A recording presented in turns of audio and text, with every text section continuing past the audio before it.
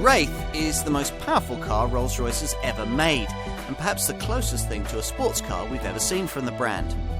Based on the Marque's Ghost entry-level saloon, there's nothing else quite like this British-made luxury Grand Touring coupe, nor should there be for the exalted asking price. It's a reassuring sign that this classic company is in good hands. This is without doubt the fastest, the most powerful and the most dynamic machine Rolls-Royce has ever made, but that doesn't make it a sports car. Instead, the company describes this fastback coupe as a Super GT, 2.3 tonnes and 5.3 metres of pulse-quickening Grand Touring performance you could never anticipate merely from taking a seat on the sumptuous leather chairs that position you lower than you would be in a Ghost or a Phantom, but still offer a commanding view across that famous bonnet. Beneath it beats a mighty 6.6-litre V12 engine with quite enough power and torque, 642 brake horsepower and 800 newton metres to firmly worry the upstarts down the road at Bentley. You're aware within 50 yards that this is something very special. There's no unseemly launch control system, but even so, 62 miles an hour comes and goes almost supercar style in just over 4 seconds before the 100 mile an hour mark is passed barely 6 seconds later. Speed of this sort is usually accompanied by a suitable soupçon of drama, but here things are a little different. I don't think I've ever driven a car this fast, this easily. There may be as much power beneath the bonnet as you'd find in a McLaren F1, and outside the horizon may be hurling itself towards you as if on fast forward, but from within the story is merely one of poise and measured ease.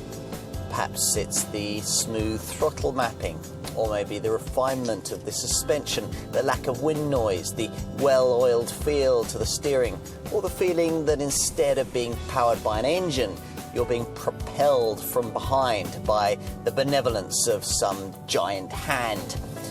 Whatever the truth, the experience is majestic. That engine, like this car's platform, is sourced from BMW. Do those things make it any less of a Rolls-Royce? I think not. What makes this Wraith worthy of its Spirit of Ecstasy bonnet mascot, sculptor Charles Sykes' tribute to his mistress Eleanor Thornton, is the exquisite detail that underpins everything about it. Even that mascot is aerodynamic, canted back a few degrees more than it would be in the saloon model to give the impression of speed. I'm not sure, though, that the substantial shape works from all angles. The profile's certainly purposeful, with larger 20-inch wheels than you'd find on a Ghost, working well with the high waistline. From a rear three-quarter view, though, you really sense the stylistic weight of enormous C-pillars that flow into an expensively brazed panel, there to blend beautifully with the optional two-tone paint finish. Entry, as usual with a modern Rolls-Royce, is via this vault-like coach door, unusual in the way it aids access by hinging at the back rather than at the front. Once you take your place inside, you'll find yourself assuming a driving position that's a little less dynamic than you might expect from such a supposedly sporty car. The seat a little high and upright.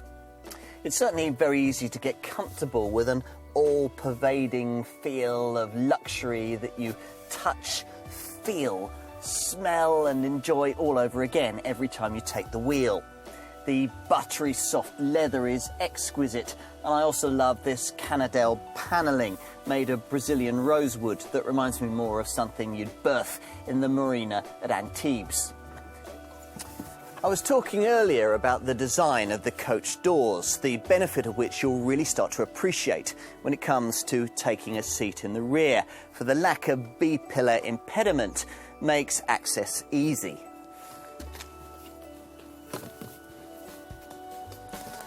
Once you're ensconced, there's a decent amount of legroom, although if you're close to 6 foot, headroom might be at a little more of a premium. Back in 1930, Rolls-Royce's founding managing director Claude Johnson wrote that the serpent of speed and power has entered this company and is likely to poison its existence. Perhaps it did in his pre-war years, but they were times when a car bearing the spirit of ecstasy was required to conform to the measured expectations of the aristocracy. Today, the appeal of the brand must be wider and more dynamic, reflective of the hopes and aspirations of a new, moneyed and more demanding generation.